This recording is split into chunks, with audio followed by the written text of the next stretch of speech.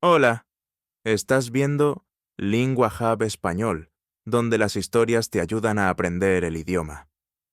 Hoy empezamos una de las leyendas más poderosas de España, la caída de Granada, el final de Al-Ándalus. Cuando se acerca el final de una civilización, normalmente no suena ningún tambor. No hay un grito que anuncie que todo va a terminar. El fin llega en silencio, como una sombra que se extiende despacio, casi con delicadeza, hasta cubrirlo todo. Así era Granada en los últimos años del siglo XV. No un reino derrotado, pero sí un reino cansado. Un reino que llevaba siglos resistiendo, pero que sabía, en lo más profundo, que la historia estaba cambiando sin piedad. Granada había sido el corazón brillante de Al-Ándalus, un lugar donde el arte, la poesía, la ciencia y la arquitectura habían alcanzado alturas que Europa aún tardaría años en imitar. Pero ahora, ese corazón latía con un ritmo diferente. No el ritmo de una ciudad que sueña, sino el de una ciudad que intenta recordar cómo era soñar. Las murallas seguían en pie. Las torres seguían vigilando los caminos. Los jardines de la Alhambra aún respiraban perfume de agua y piedra. Pero todo tenía un tono distinto. Había polvo donde antes había música. Había susurros donde antes había risas. Había pasos lentos donde antes había caminos llenos de vida. En el interior del palacio, los pasillos se volvían largos y silenciosos. Las fuentes seguían brotando, pero su sonido parecía más triste, más profundo. La luz entraba por las ventanas, pero no iluminaba igual. Era como si incluso el sol supiera que estaba presenciando algo que no quería ver. El final de un mundo que había sido grande. Y allí, en medio de ese palacio lleno de belleza y silencio, estaba Boabdil, el último sultán de Granada. Su nombre verdadero era Muhammad Doce, pero la historia preferiría recordar su nombre como lo recordaba el pueblo. Boabdil, el chico, el joven, el último. Boabdil no era un hombre cruel, ni un tirano, ni un guerrero feroz. Era, más bien, un hombre atrapado entre dos mundos, el que había heredado y el que estaba obligado a dejar ir. Había crecido entre poemas, jardines y maestros. Había aprendido sobre filosofía, política y religión. Pero ninguna lección lo había preparado para el peso de un reino que se derrumbaba, ni para la mirada constante de un pueblo que esperaba respuestas. La presión no venía solo desde fuera. Las tensiones internas dentro del reino eran profundas. Las familias nobles discutían entre sí. Algunos querían resistir hasta el último aliento. Otros aceptaban que era mejor negociar antes de perderlo todo. Boabdil estaba en medio, sin poder complacer a nadie, sin poder sostener un reino que ya se sostenía solo con recuerdos. A medida que las tropas de los reyes católicos avanzaban, el silencio en Granada se hacía más denso. La gente caminaba por las calles con pasos cortos, atentos a los rumores, a las noticias que llegaban desde las fronteras, desde las montañas, desde los pueblos vecinos.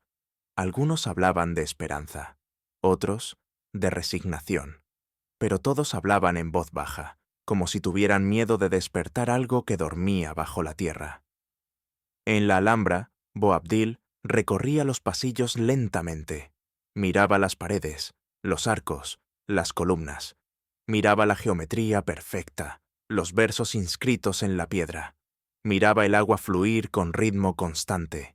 Y cada vez que lo hacía, sentía el peso de siglos apoyarse sobre sus hombros. No solo era un rey, era el último rey. Y esa palabra, último, tenía un filo que cortaba más profundo que cualquier espada. Sabía que los reyes católicos estaban cada vez más cerca.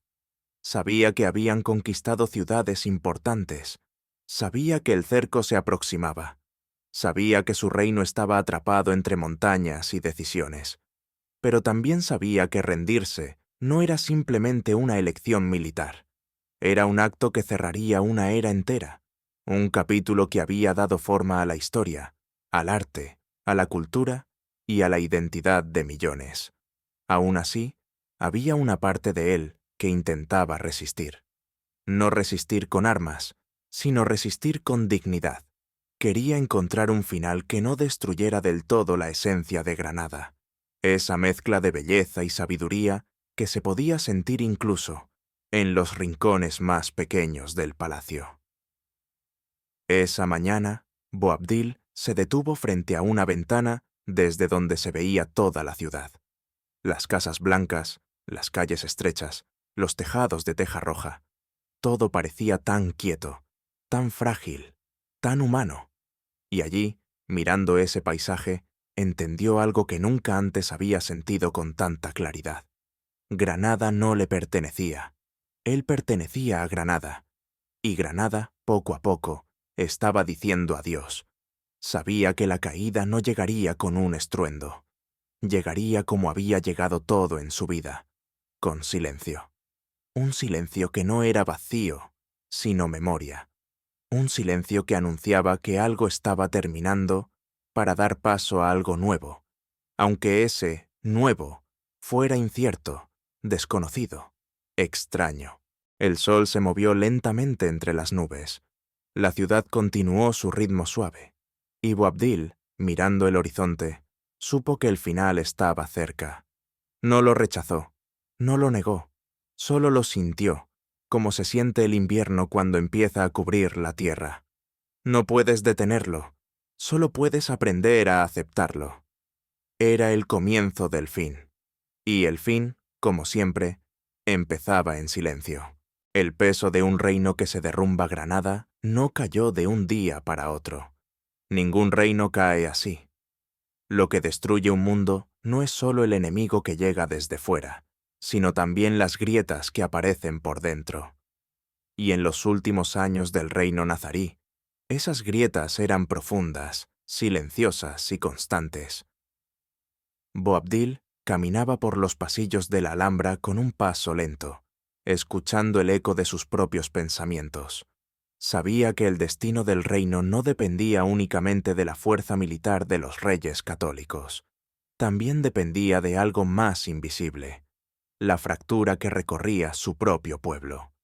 Cada familia poderosa tenía una opinión distinta. Cada consejero ofrecía un consejo contradictorio. Cada aliado dudaba. Era difícil sostener un reino cuando nadie estaba completamente unido.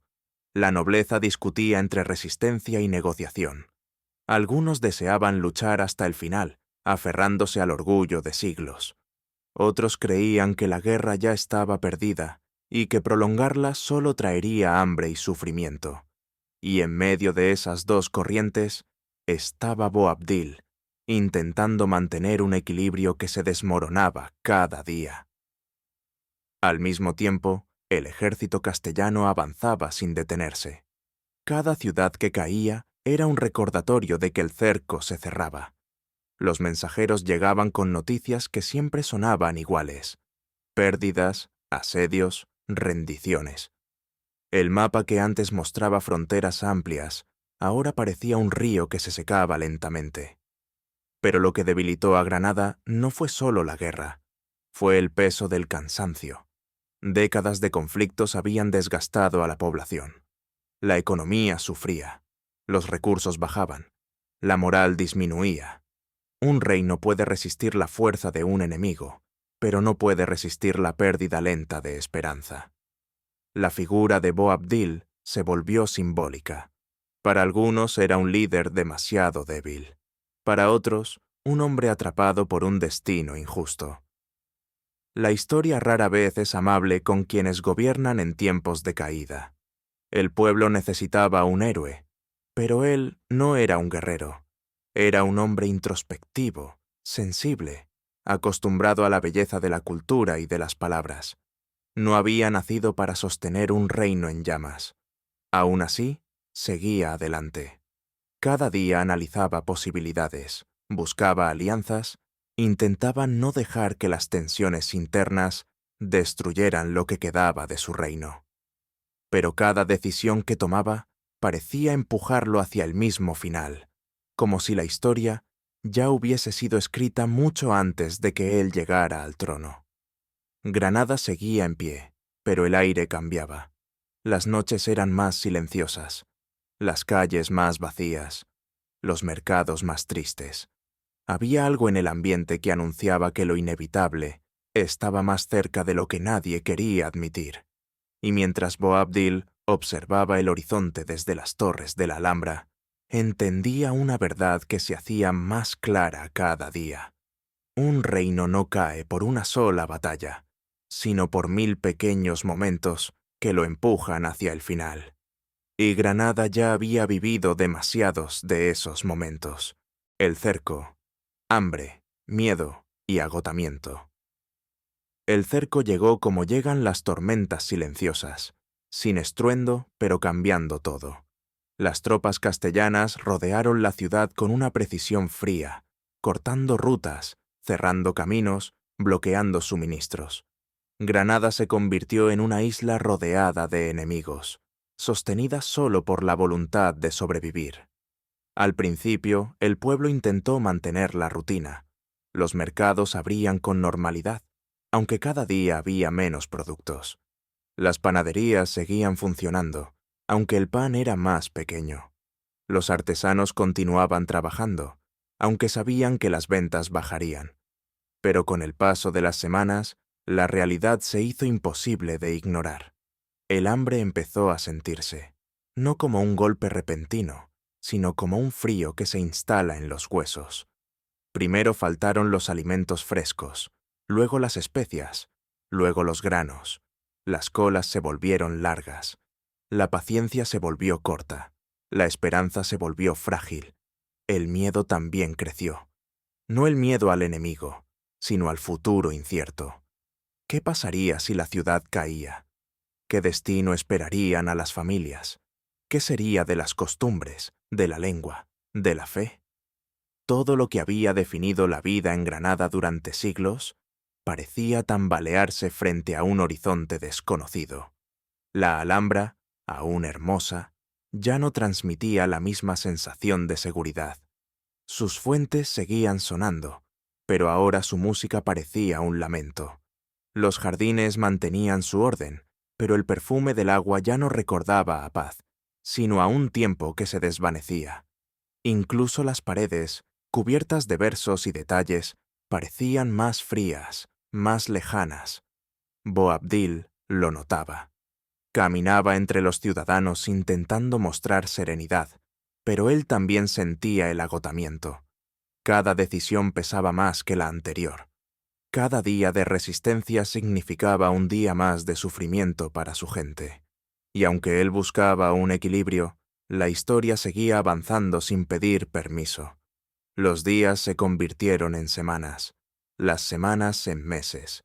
El cerco ya no era un evento militar, era un desgaste emocional, un proceso lento en el que la ciudad se iba apagando. Cada amanecer traía menos ruido, cada anochecer dejaba más sombras. Las oraciones se volvían más intensas, las miradas más largas, las esperanzas más pequeñas. Y aún así, en medio de todo ese dolor silencioso, había algo que seguía vivo, el orgullo de un pueblo que había resistido siglos. Pero incluso el orgullo, cuando tiene hambre, empieza a ceder. Granada seguía luchando, pero ahora lo hacía con un corazón cansado. Y un corazón cansado rara vez puede sostener un reino entero. La entrega de las llaves, el final de un mundo. Hay momentos en la historia que parecen suspendidos en el tiempo. Momentos en los que el pasado y el futuro se tocan, creando un silencio que se recuerda durante siglos. La entrega de las llaves de Granada fue uno de esos momentos. El día amaneció frío, con una luz que parecía no querer tocar la tierra. La ciudad despertó despacio, consciente de que estaba viviendo su último amanecer como el corazón de Al-Ándalus. No había gritos ni caos, solo quietud. Esa quietud que aparece cuando una época se prepara para morir. Boabdil montó su caballo en silencio. No llevaba joyas, no llevaba armadura, solo llevaba el peso de siglos en los hombros. A su alrededor, Los pocos que lo acompañaban caminaban con respeto, sin saber si estaban presenciando una tragedia o un acto de dignidad. Tal vez era ambas cosas. El camino hacia las colinas de Santa Fe, donde esperaban los reyes católicos, era corto, pero para Boabdil se sintió eterno. Cada paso del caballo parecía medir el tiempo. Cada movimiento del viento parecía cerrar una puerta. Cada mirada hacia la ciudad era un adiós. Cuando llegó al campamento, entregó las llaves de Granada sin temblar. Fue un gesto simple, pero cargado de siglos. Era el símbolo de la rendición, pero también el símbolo de una transición inevitable. Fernando e Isabel recibieron las llaves con solemnidad. No celebraron. Sabían que no estaban recibiendo solo una ciudad, sino el final de una civilización.